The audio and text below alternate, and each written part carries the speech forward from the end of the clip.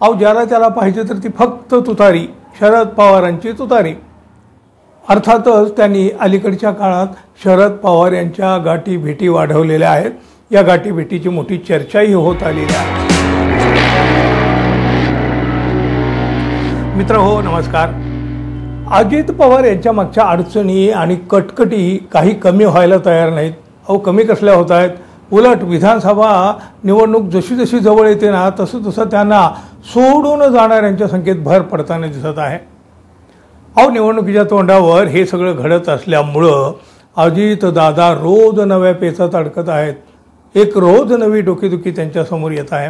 अहो आता तर अजित पवार यांच्या पक्षाची उमेदवारी मिळणं निश्चित असताना देखील उमेदवार होणाऱ्या विद्यमान आमदारांनीच दादांना टांग मारली आहे। अहो सलग 6 वेळा आणि मोठ्या मताधिक्यानं माढा विधानसभा मतदारसंघातून विजयी झालेले अजितदादा गटाचे ज्येष्ठ आमदार बबनदादा शिंदे यांनी यावेळी मात्र अजितदादाकडे पाठ फिरवलं तर दिसत आहे। आपण निवडणूक लढवणार नाही हे त्यांनी आधी जाहीर केलेलं होतं, घोषितही केलेलं होतं। पण आपण नाही, पण आपले पुत्र रणजित शिंदे यांना मात्र निवडणुकीच्या मैदानात उतरवणार आहे हे मात्र त्यांनी सांगून टाकलं आहे। शिंदे यांची माघार असली तरी आपल्या मुलासाठी ते आघाडीवर आहेत। अर्थातच त्यांनी अलीकडच्या काळात शरद पवार यांच्या गाठी भेटी वाढवलेल्या आहेत। या गाठी भेटीची मोठी चर्चाही होत आलेली आहे। अहो एकीकडे शिंदे यांच्या कुटुंबात उमेदवारी देण्यास विरोध होत आहे, म्हणजे स्थानिक पातळीवर राष्ट्रवादीतून देखील विरोध होत आहे। मतदारसंघातली परिस्थिती ही त्यांच्यासाठी फारशी अनुकूल नाही, पण बबनदादा आपल्या मुलाबद्दल मात्र ठाम आहेत।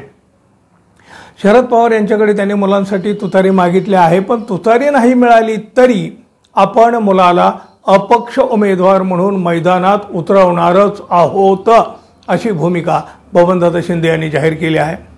महायुतीतून म्हणजे अजित पवार यांच्या पक्षाकडून बबनदादा शिंदे यांनाच उमेदवारी मिळणार आहे म्हणा ना, किंवा होती म्हणा। विद्यमान आमदारांच्या जागा त्यांच्यासाठी ठेवायच्या हे तर महायुतीचं धोरण आहे। त्यामुळे ही जागा माढ्याची बबनदादांना नक्कीच मिळणार होती अजितदादांच्या पक्षाकडून, पण तरीही त्यांनी ते नाकारलं। राष्ट्रवादी म्हणजे अजित पवार यांच्या पक्षाची उमेदवारी नको आहे त्यांना। मतदारसंघातला कल जर पाहिला ना साधारणपणे तो तुतारीच्या बाजूने आहे। लोकसभा निवडणुकीत ही इथं तुतारीच वाजलेली आहे। धैर्यशील मोहिते पाटलांनी भाजपातून येऊन शरद पवारांची तुतारी वाजवली। अहो इथे इच्छुकांची संख्या ही वाढू लागलेली आहे, वाढलेली आहे ऑलरेडी आता। अहो ज्याला त्याला पाहिजे तर ती फक्त तुतारी, शरद पवारांची तुतारी। माढा मतदारसंघातून पंढरपूरच्या विठ्ठल सहकारी साखर कारखान्याचे चेअरमन अभिजित पाटील हे तर काय निवडणूक लढवणार आहे हे निश्चित आहे। अभिजित पाटील हे लोकसभा निवडणुकीपर्यंत शरद पवार यांचे कट्टर समर्थक मानले जात होते बघा। पण बघा ना, लोकसभा प्रचाराच्या धामधुमीत एक कारस्थान झालं। विठ्ठल कारखान्यावर कारवाई सुरू झाली आणि पाटील भाजपासोबत गेले। अहो गेले कसले, त्यांना जावं लागलं। शरद पवार यांच्या प्रचाराच्या सभेतून उठून त्यांना जावं लागलं। मग काय, अहो थांबले ना कारवाई। आता पाटील हे माढ्यातून मैदानात उतरणार आहेत। कुठल्या पक्षाकडून तसं बघितलं तर कोणालाच माहीत नाही हो, म्हणजे अधिकृत तसं काहीच नाही। पण हे पाटील मात्र काल रोहित पवार यांच्या कार्यक्रमात दिसले आणि पुढे चर्चा सुरू झाल्या। विद्यमान आमदार बबनदादा शिंदे यांना शरद पवार यांनी सगळं काही दिलं होतं, पण त्यांना सोडून ते देखील अजित पवार यांच्या पाठीमागे गेले। मध्यंतरी त्यांच्यावरती काही ईडी वगैरेच्या कारवाया सुरू झाल्याचा विषय मोठा चर्चेचा देखील ठरला होता।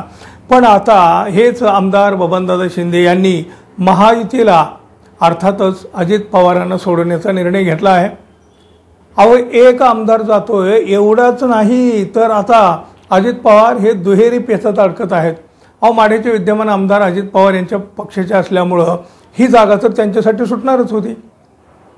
म्हणजे वरिष्ठ पातळीवर ती जागा अजित पवारांच्या राष्ट्रवादीला आणि अजित पवारांच्या राष्ट्रवादीत ती जागा बबनदादा शिंदेला, त्यामुळे त्यांची उमेदवारी निश्चित झाली होती ना। पण आता ऐन वेळी बबनदादा शिंदे यांनीच असा काही दणका दिल्यामुळं अचानक निवडून येण्यासारखा दुसरा उमेदवार आणायचं कुठून हो।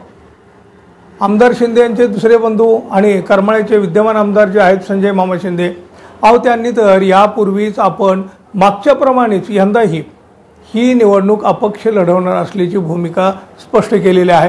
मग आता इथं उमेदवार कोण? अहो कोणालाही उभं करून तो निवडून येणार कसा, असा पेच आता अजित पवार यांच्यापुढे पडलेला आहे। तिकडे दुसरीकडे शरद पवार हे रोज नवे नवे डाव टाकत आहेत आणि समोरच्याला घायाळ करून सोडत आहेत। तरीही माढा मतदारसंघातून बबनदादा शिंदे यांना तुतारी मिळणं अशक्य असल्याचं सांगितलं जात आहे। शरद पवारांच्या पक्षातूनच इथं त्यांना विरोध होत आहे, म्हणजे स्थानिक पातळीवर माढा मतदारसंघात। त्यामुळे इथली निवडणूक रंजक आणि रंगतदार अशा दोन्ही वळणावर एकाच वेळी पोहोचली आहे। अजितदादांच्या चेहऱ्यावरचा रंग मात्र उडताना दिसू लागला आहे।